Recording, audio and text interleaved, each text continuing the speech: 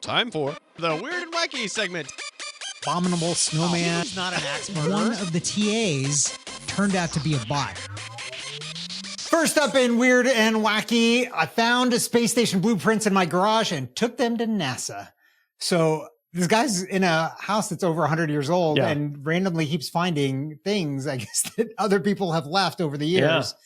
And found these blueprints. I never knew about Space Station Freedom. Yeah, I didn't either. Which was the precursor to the International Space Station. Yeah, it was commissioned by Reagan, and I think the blueprints had the date of 92 on them, or 94, I forget which one. But apparently the guy that found them also had worked for NASA, right? I think, and because they said he was familiar to the NASA people, so he took them in. No, that was the guy they called in to authenticate the blueprints. I see. Okay. I misread. Okay, got it. Interesting. Yeah. So and the guy's like, these are not worth these are not showing up on Antiques Roadshow. This is not worth a bunch of money or anything else like that. Yeah. But I think it's an interesting historical artifact. And the fact is that this was designed out of Cleveland, which is where the story is based in. And so the solar panels on that design are actually the same panels that now exist on the International Space Station. Oh, that's cool. Okay. So, props to Cleveland. So when you see the International Space Station, that glint, that's actually the sunlight reflecting off of those solar panels. And they were built and designed in Cleveland. Listen, man, I don't see the International. I know that it's all like a holographic image and it's not real because it's a flat Earth. So I get that it's like somebody up there with a flashlight, just like, no, I get that. It's fine. So the whole night sky is just it's just a projection. Yeah, we're just living in a big dome is really what it is. In a big dome. Yeah, obviously. Yeah. So it's like the Truman Show. It's exactly but just larger, Or there was that TV show, I think it was called The Dome, potentially. Yeah. They're aliens or something came down and just enveloped a city. I don't think I saw that, but awesome. Yeah. Okay. I like it. I think it lasted 1 or 2 seasons. And then that sounds like a show that would last 1 or 2 seasons and then be on. That's exactly what it's so, all right. Something else that didn't last long. Yeah. Getting a cease and desist from Waffle House. That's the whole title. That's the whole title. Yeah. I mean, this guy, so apparently it's interesting. They called it, what do they call it? Waffle House something. Index. Yeah. The Waffle House Index. Yeah. And go ahead. It's the informal index that FEMA uses to determine how bad a area has been hit by a natural disaster. Because traditionally, Waffle Houses are the last thing that close. That's right. They're open 24/7, and only if things have gone really, really bad do they ever shut down. But oftentimes, they are the first thing that reopens. In these places that get hit by tornadoes and everything else like that. But it's an unofficial thing, right? There's no. It was. So this high school unofficial. student. So this high school student, man. Oh my gosh. We've done nothing with our lives, Adam. We've done absolutely nothing.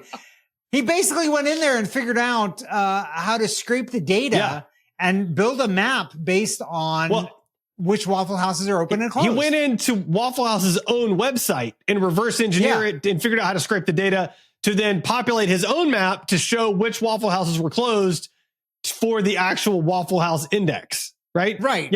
Yeah, exactly. And then because he was using kind of marks around Waffle House, he got a cease and desist letter from Waffle House, which is, by the way, an Atlanta company. Yeah. They're right here in Gwinnett County.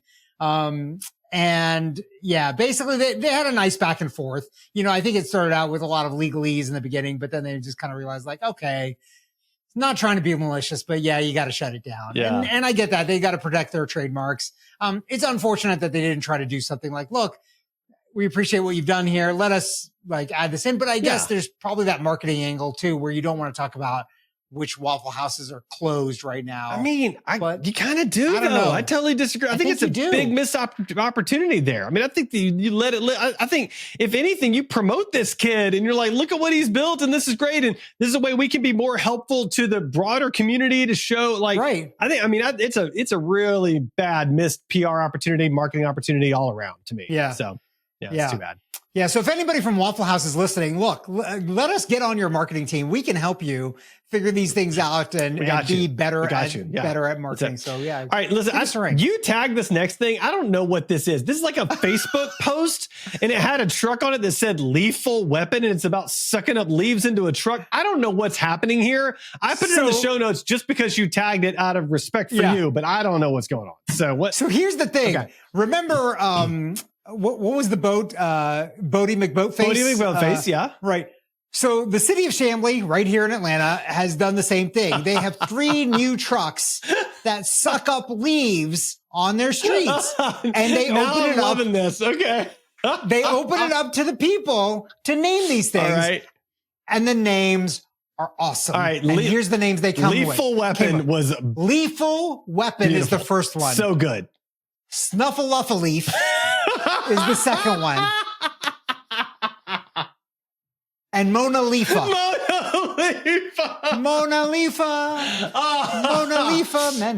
They should actually have that song. They should redo that song, Mona Lisa. The internet is just the best at naming things. Like, let's just be real. Bodie McBoatface is the best boat name ever. And Lethal Weapon is the best Lethal Weapon. Ever. Like, like they got me. I like looked at Mona Lisa for a little while. I was like, what are they trying to get? Oh, I got it. Mona Lisa. But Lethal Weapon. I mean, like, oh my gosh, it's so good. Snuffleupaleaf is okay, but Lethal Weapon is just like, oh man, that is just the chef's kiss right there. So good. So good. Fantastic. So congratulations, residents of Chamblee, Georgia. You've got some 3 awesome new leaf sucking trucks. Yeah.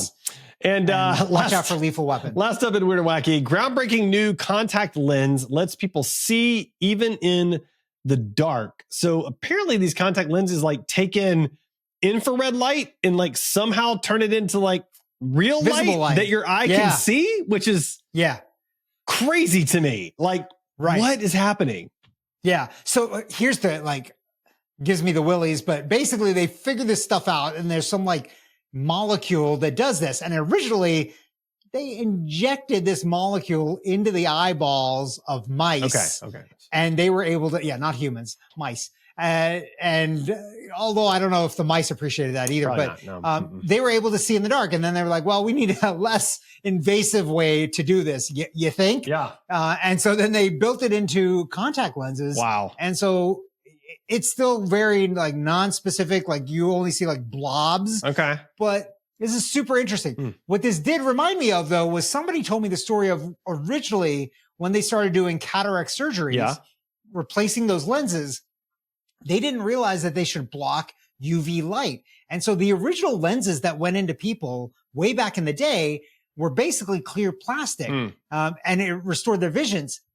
But then they could actually also see infrared. So at nighttime, they could actually see because all of that light was being let in, because normally your corneas block out that light and they don't actually impact the back of your optic nerve there. Interesting. And so these people were suddenly able to, and I mean, it was probably very disconcerting because as humans, you're not supposed to be able to see that. Yeah. But this is, I think, a super interesting thing. And I think there's probably opportunities here in a lot of different areas for impact. And I just imagine like the military uses of this, right? Like being able to signal and read messages and things like that. But maybe even for us regular humans, to being able to walk around, like my night, I don't know about your night vision. My night vision is not the best. So I mean, this might help me out. It's about 2 hours into a night raid. It's fine. But like those first 2 hours is just, oh crap.